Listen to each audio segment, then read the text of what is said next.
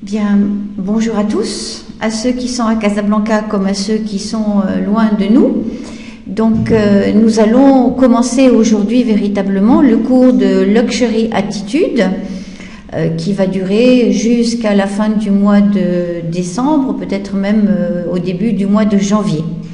Donc, le Luxury Attitude est un concept qui est relativement nouveau, qui a été donc mis en place par des professionnels de l'hôtellerie avec une société de consulting et qui a pour objectif de renouveler le concept de luxe dans l'hôtellerie par rapport à des nouvelles demandes. Demande de nouvelles technologies, demande de nouvelles demandes de nouveaux clients, de clients qui viennent de partout à travers le monde. Donc renouveler, si vous voulez, en un sens, le concept du luxe qui jusqu'à maintenant dans l'hôtellerie était lié à un bâtiment historique, à un service compassé et à une clientèle qui était relativement âgée. Bien. Donc, vous avez dû commencer la lecture d'un document la semaine dernière. C'est un mémoire réalisé par des étudiants de Sciences Po Toulouse et c'est un mémoire extrêmement intéressant qui est axé sur le luxe, mais aussi un article de luxe, le sac Kelly de Hermès. Mais la première partie de ce document permet d'appréhender exactement ce que c'est que le luxe, ou bien, je dirais même, les luxes. D'accord ? Si on en revient à l'étymologie, le luxe, c'est pas forcément quelque chose qui est bien vu, parce que luxe, c'est lié à luxure, c'est lié à excès. Donc, c'est pas forcément l'acception que l'on a maintenant du concept de luxe, mais c'est ce que l'on va étudier à travers l'hôtellerie, voir comment est-ce que l'hôtellerie se développe par rapport à ces concepts de luxe, que ce soit de l'hôtellerie, voire de la restauration. Et on va arriver petit à petit au concept d'expérience unique du client, de façon à ce que l'hôtel puisse se remplir, même si c'est un hôtel de luxe. D'accord ? Ok. Mais avant toute chose, parce que je pense que parmi vous, il y a des étudiants qui n'ont pas encore la formation touristique et l'histoire du tourisme, il faut savoir que à l'origine, le tourisme était destiné à des personnes nobles, donc le tourisme était un tourisme de luxe. Au XVIIe siècle, les premiers touristes étaient des fils de lords et de lords anglais qui, pour parfaire leur éducation intellectuelle, leur éducation morale, leur éducation sociale aussi, eh bien, accomplissaient en 2-3 années le grand tour de la Méditerranée, d'où l'origine du mot tourisme.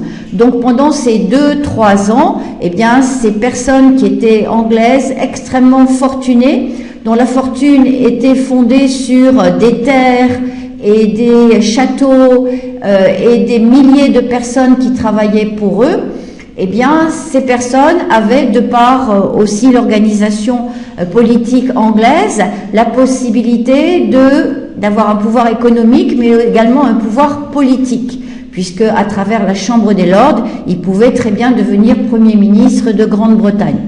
Donc, ces personnes devaient avoir, en complément de leur formation universitaire qu'ils faisaient dans les grandes universités anglaises comme Eton ou comme Oxford, ils devaient avoir, si vous voulez, un vernis culturel, un vernis social de l'Europe continentale et notamment des civilisations antiques qui au XVIIIe siècle sont réapparues avec l'attrait de ce qu'on appelle les connaissances et les lumières, et donc les civilisations antiques qui étaient à l'origine de ce qu'on pourrait appeler les débuts de la démocratie.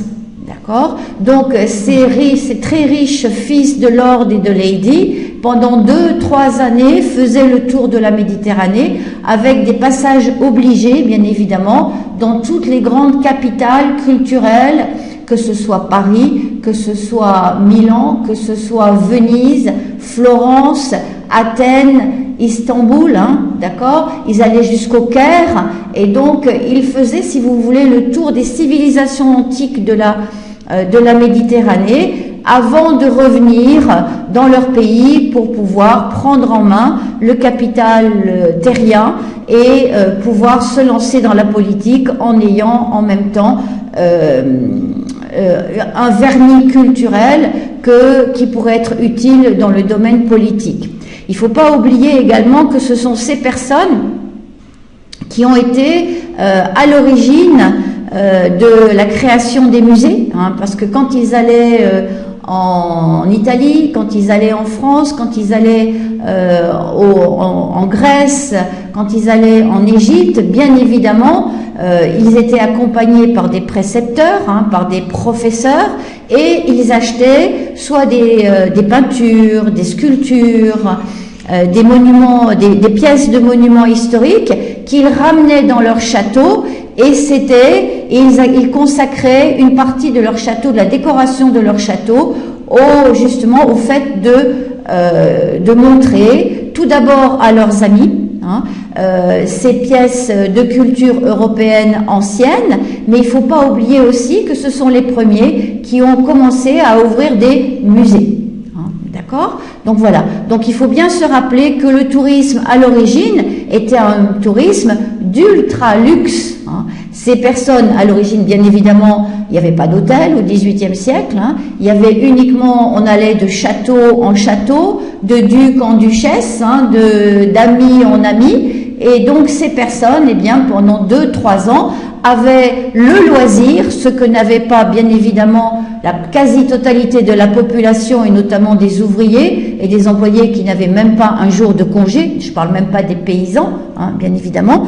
Et donc ces gens-là avaient le loisir, avaient l'argent, avaient la possibilité, eh bien, de pratiquer un tourisme de ultra luxe. D'accord? Donc à partir du XVIIIe siècle, avec bien évidemment les prémices avec non seulement les prémices, mais la révolution industrielle, et avec le fait que ces propriétaires terriens ont eu beaucoup moins d'influence et qui est apparue une nouvelle classe dirigeante, qui est la classe bourgeoise, de la bourgeoisie, eh bien le tourisme a énormément évolué. Donc le 19e siècle, qu'est-ce que c'est? C'est le siècle de la bourgeoisie, c'est le siècle de grandes inventions, notamment dans les transports, comme le chemin de fer, et c'est le siècle où on prend conscience que l'hygiène et la santé corporelle est importante si l'on veut vivre un peu plus longtemps. Alors bien évidemment, au XIXe siècle, ce sont ces personnes bourgeoises qui ont certes beaucoup moins de temps que les très riches lords et ladies à consacrer au loisir, parce qu'ils ont des entreprises, parce qu'ils font du commerce. Donc ce sont ces personnes qui vont choisir un mode de transport qui va leur permettre d'aller beaucoup plus rapidement à un endroit où ils vont pouvoir profiter du bon air.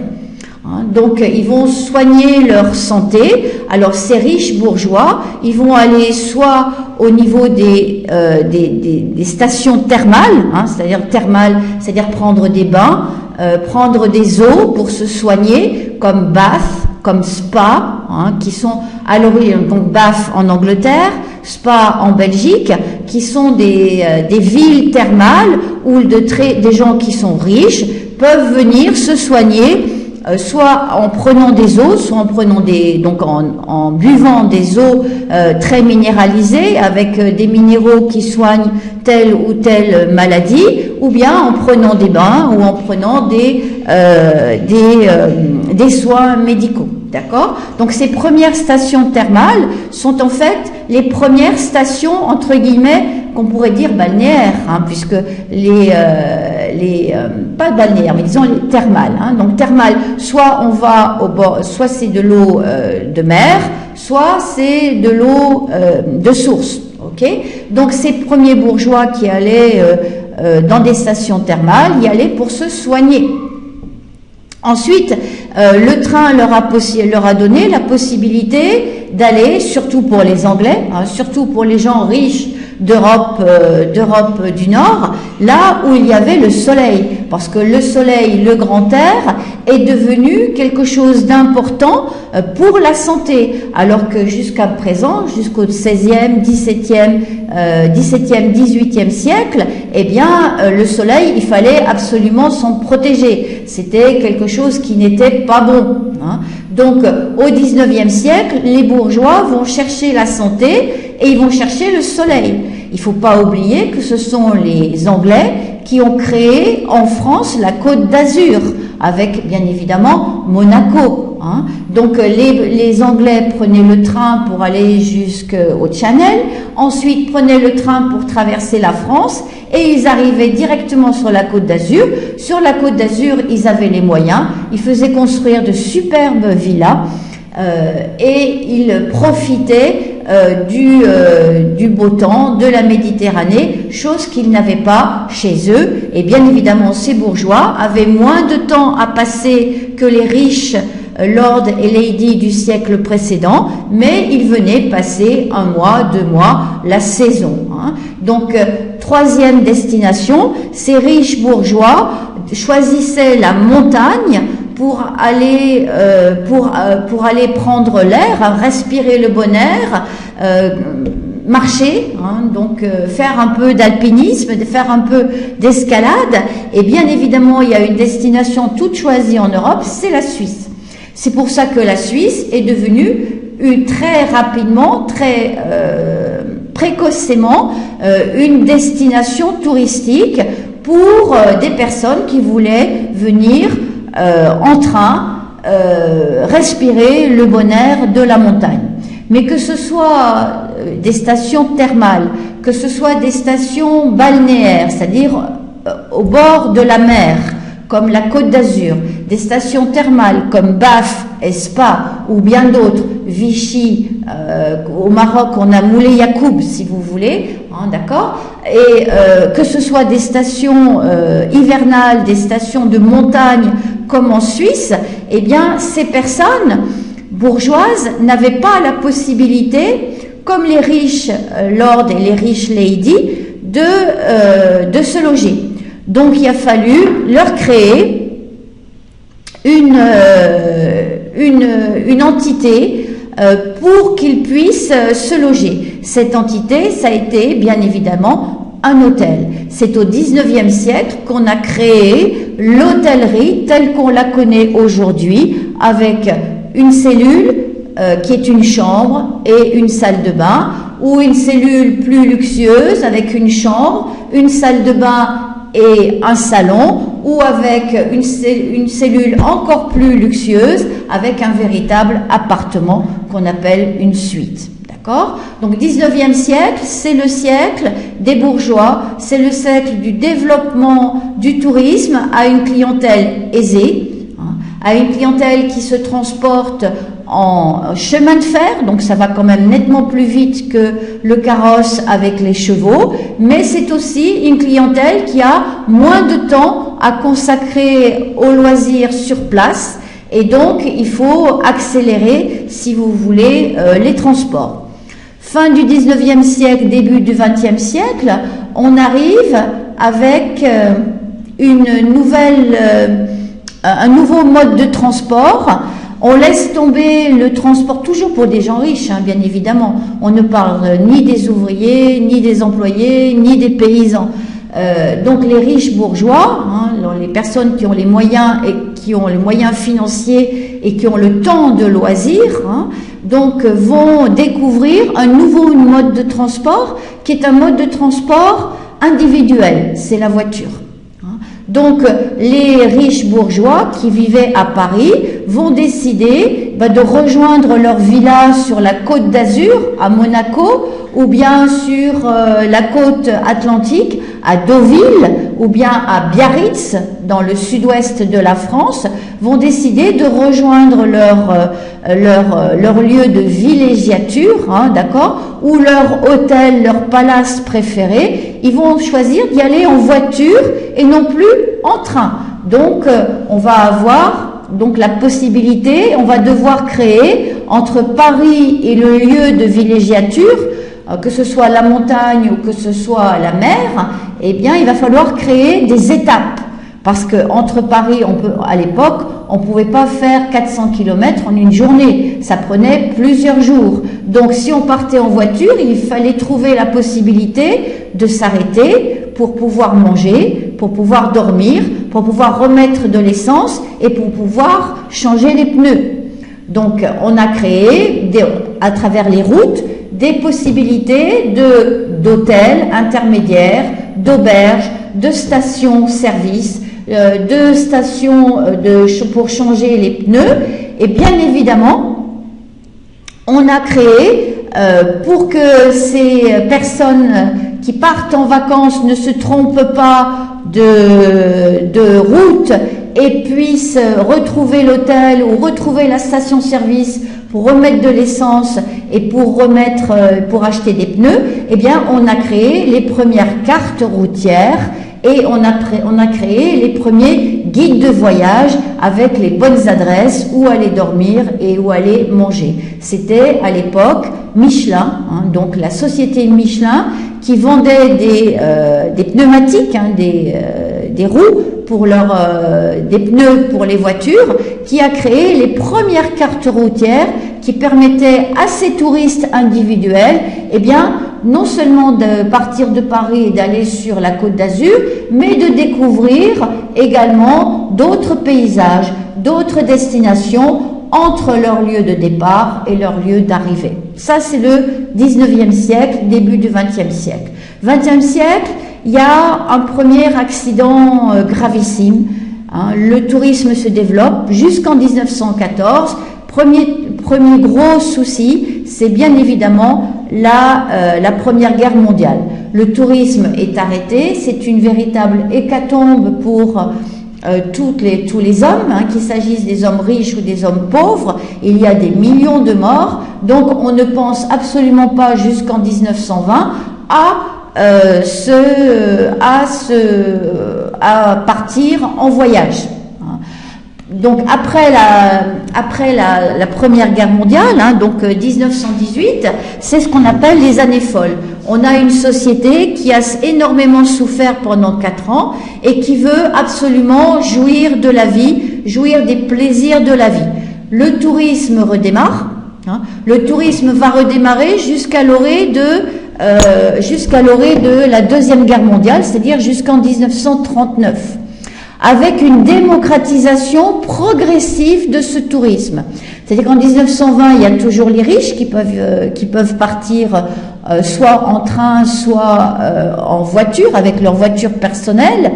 Mais il y a, après 1920, à travers l'Europe, un vent de démocratie et arrivent au pouvoir des gouvernements de gauche, hein, qui vont attribuer en 1936, notamment en France, pour la première fois, ce que l'on appelle des congés payés. Ça veut dire que pour la première fois, les classes ouvrières, les classes d'employés, je ne parle toujours pas des paysans, hein, bien sûr, les ouvriers, les employés vont pouvoir avoir un temps de loisir et un temps de loisir qui va être payé par les patrons de façon à pouvoir eux aussi bénéficier du tourisme. Alors ces personnes, il y en a qui ont la possibilité de prendre le train.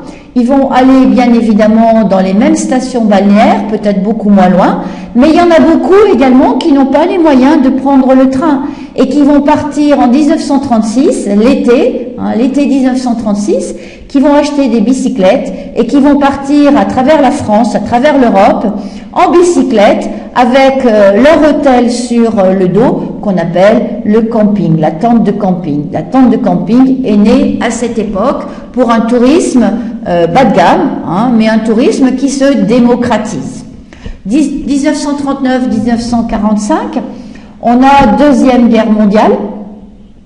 Donc, bien évidemment, tout s'arrête en Europe, hein, et donc il faut attendre de nouveau la fin de la Deuxième Guerre mondiale pour pouvoir retrouver la relance du tourisme. 1945, eh bien c'est plus difficile qu'en 1918, hein, parce que les pays ont été véritablement ravagés. Hein, et on va avoir des restrictions alimentaires, on va avoir encore pratiquement 10 années de reconstruction en Europe, mais ce n'est véritablement qu'à partir des années 55-60 que l'économie permet, avec la baisse des restrictions, que l'économie permet de redémarrer le tourisme. 1939-1945, la guerre a fait développer un nouveau moyen de transport encore plus rapide que le train, encore plus rapide que la voiture. Il s'agit de l'avion.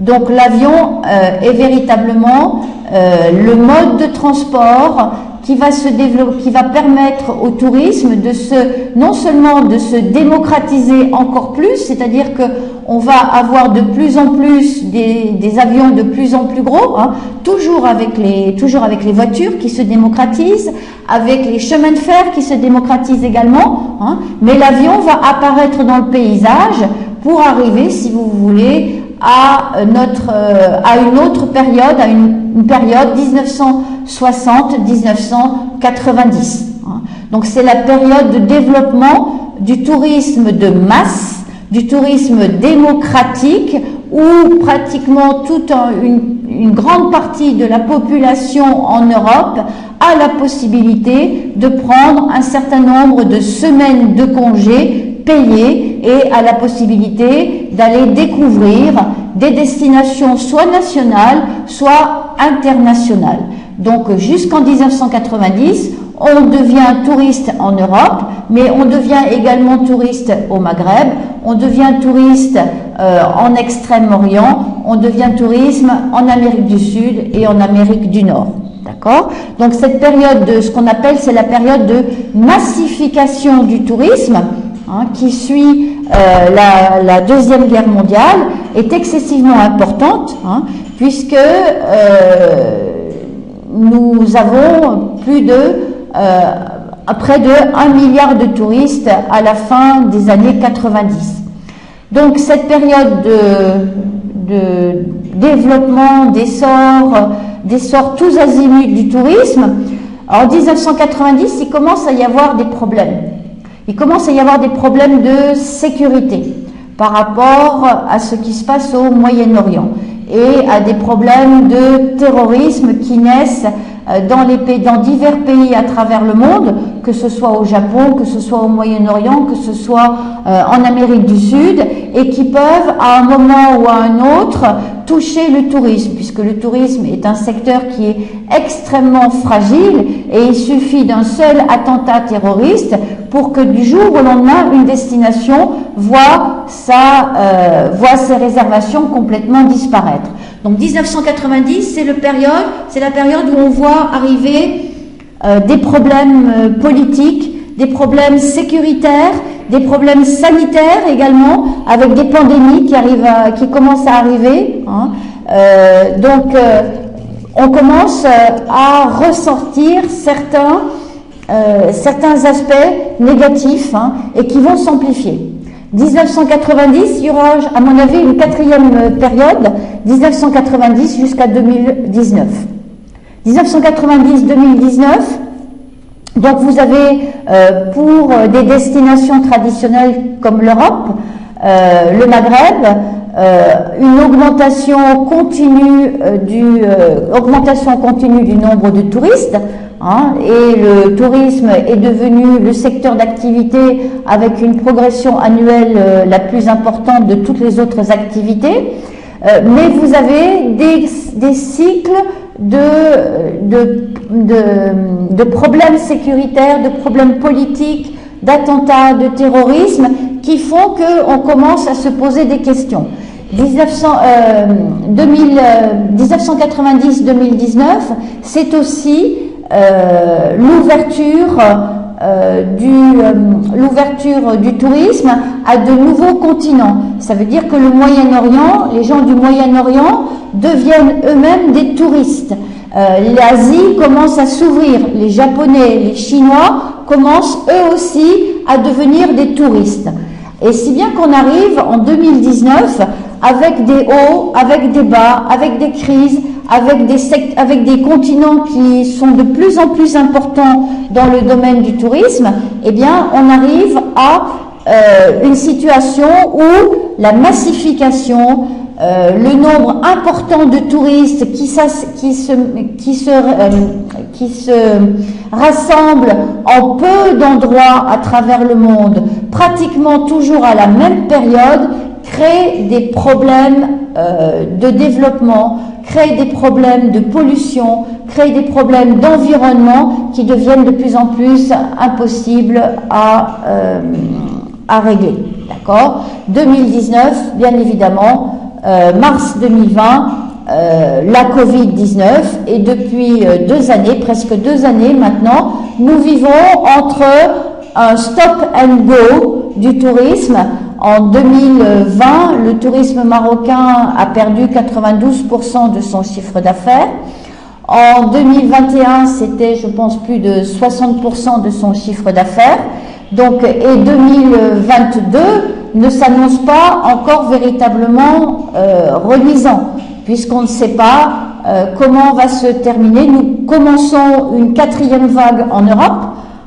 Au Maroc, nous sommes encore relativement privilégiés, mais le tourisme national marocain ne va jamais pouvoir compenser les apports de devises du tourisme international.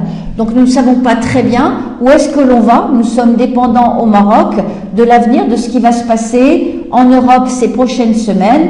Est-ce que 2022 va être véritablement l'année de renaissance du tourisme? Donc voilà une brève histoire du tourisme pour essayer de vous montrer que le tourisme, c'est à l'origine un tourisme élitaire, un tourisme de luxe qui est allé petit à petit pendant 2 siècles vers un tourisme de masse. Et en 2019 comme maintenant, eh bien on se pose des questions. Quel va être l'avenir du tourisme? Est-ce que l'avenir du tourisme, ça va être un tourisme de masse, c'est-à-dire qu'on va avoir de plus en plus de monde?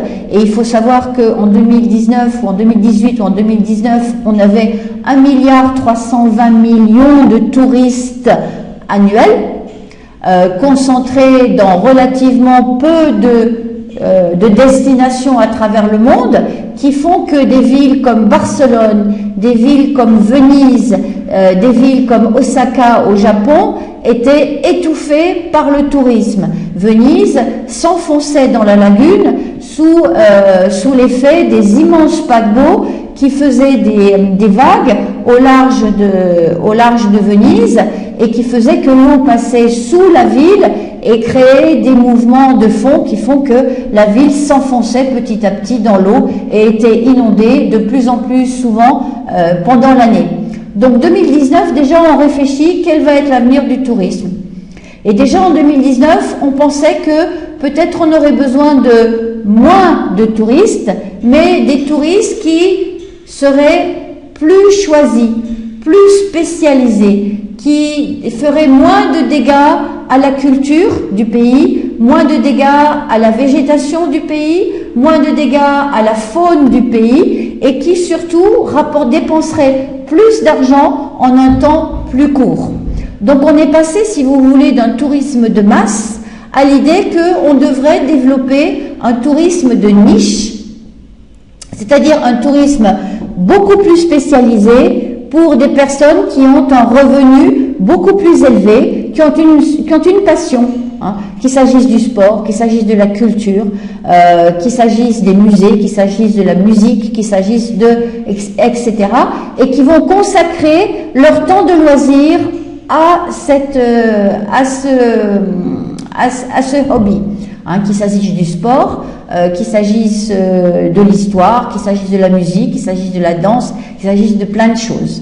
Donc ce tourisme de niche a été mis en avant par l'Organisation mondiale du tourisme dès 2019 Et il est bien évident qu'avec le développement du Covid, eh bien, il devient de plus en plus important. D'autant plus que depuis l'année dernière, on a un autre facteur qui apparaît et qui est le changement climatique de plus en plus rapide. Donc il va falloir que le monde change ses habitudes, notamment en termes de gaspillage d'énergie fossile. Et quand on réfléchit combien coûte le kérosène d'un avion pour aller de Paris jusqu'à Hong Kong, donc réfléchir à trouver des moyens d'avoir un tourisme plus durable, un tourisme qui respecte mieux les destinations et qui respecte beaucoup mieux l'environnement. Donc on est passé d'un tourisme élitiste au XVIIe siècle jusqu'à un tourisme de masse jusqu'en 2019, d'accord? Et maintenant, 2020, 2021, 2022, eh bien, on essaye de faire redémarrer le tourisme vers un tourisme de niche. Une de ces niches, c'est l'hôtellerie, c'est le tourisme de l'ultra-luxe. Donc, vous savez ce que c'est que le luxe. Vous avez donc, je vous ai demandé de lire la semaine dernière la première section d'un mémoire sur le luxe qui vous permet de définir ce que c'est que le luxe, ce que c'est que le luxe, et notamment la notion de rareté, la notion de cherté, la notion de tradition, qui sont liées à la rareté, à la cherté. Alors, on se pose des questions. Est-ce que le luxe, c'est quelque chose qui est rare? Est-ce que le luxe, c'est quelque chose qui est cher?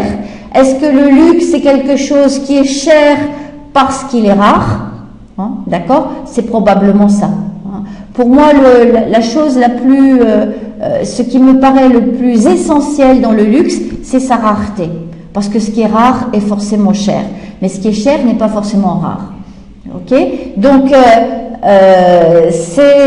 pour moi, le luxe, c'est la rareté. Donc, ça veut dire que ça correspond tout à fait à la notion de tourisme de niche.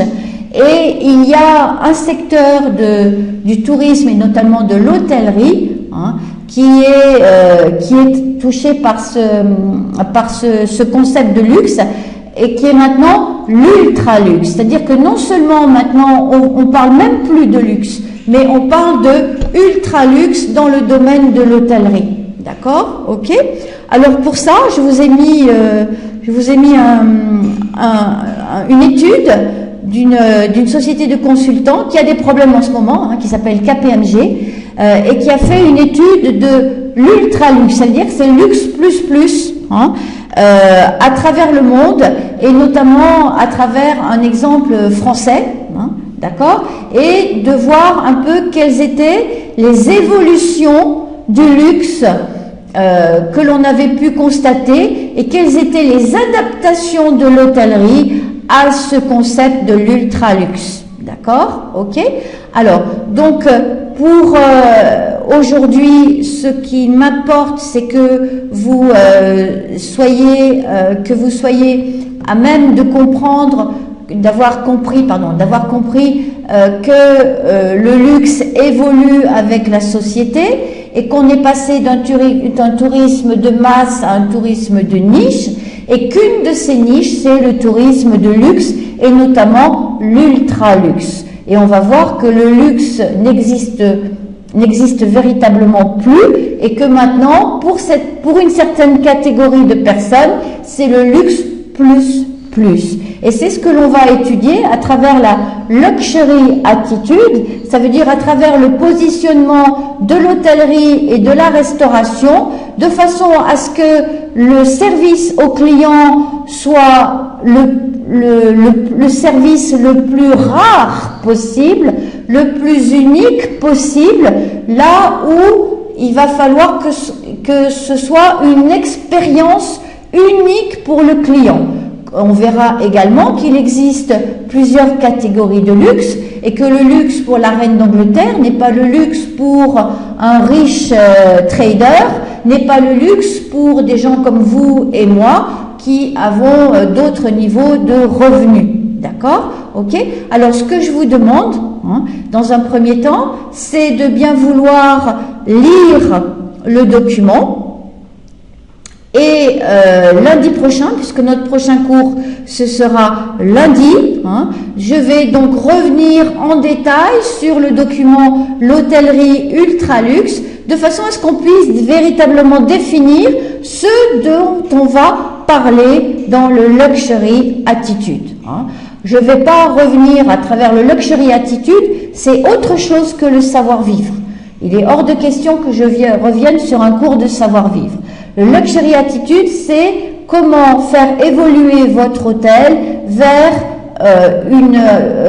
un service client qui soit un service unique, qu'il s'agisse de biens matériels, hein, d'aménagement de l'hôtel, hein, de luxe de l'hôtel, hein, d'utiliser l'hôtel avec des designers, avec du matériel qui sont synonymes de luxe en dehors de l'hôtellerie, mais aussi le luxe, c'est aussi la qualité de service, la compétence, le service plus qui va faire que, eh bien, vous êtes reconnu comme étant un prince ou un roi, d'accord, ou une princesse ou une reine.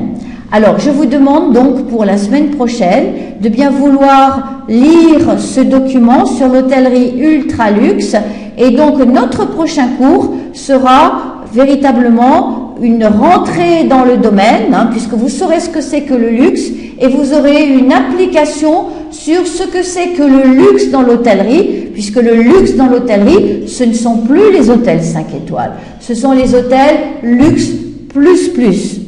D'accord? Bien, donc mesdemoiselles, messieurs, je vous souhaite une bonne journée, et je vous donne rendez-vous lundi prochain pour le prochain cours.